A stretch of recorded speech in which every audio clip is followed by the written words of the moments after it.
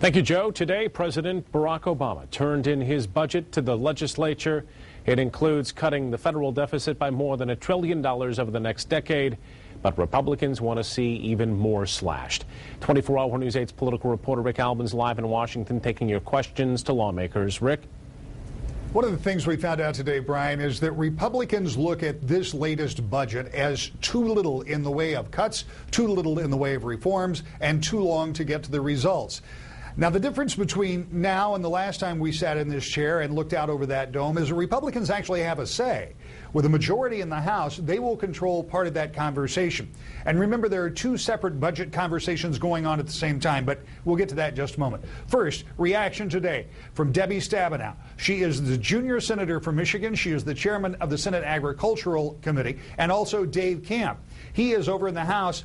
The congressman is the chairman of the very powerful Ways and Means Committee.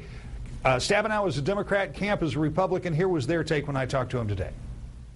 Well, Rick, first of all, the federal government's got to tighten its belt, just like every family. I mean, bottom line, these are tough times. We've got to make tough decisions. But we have to make smart decisions, because it really is true that we're never going to get out of debt with more than 15 million people out of work. And so our ability to create jobs, to out-innovate, out-educate, out-build in a global economy, those aren't just slogans. I mean, that's what, first of all, that's what we do in Michigan. Republicans that I've talked to already have said doesn't go far enough to deal with the spending problems. Is that your take?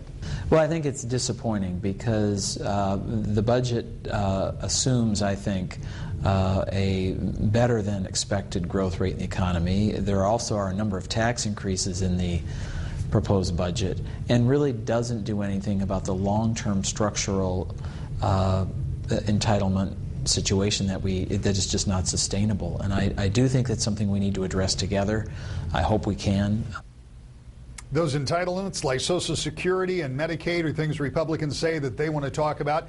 Now remember, there are two conversations going on at the same time. Forget about the 2012 budget for a moment. The 2011 budget, continuing resolution, expires early next month. Republicans want to cut $100 billion out of the spending for this year alone. They may well pass that in the House sometime this week, but it's likely not to pass in the Senate, which means there'll have to be a negotiation. All that has to happen in pretty short order.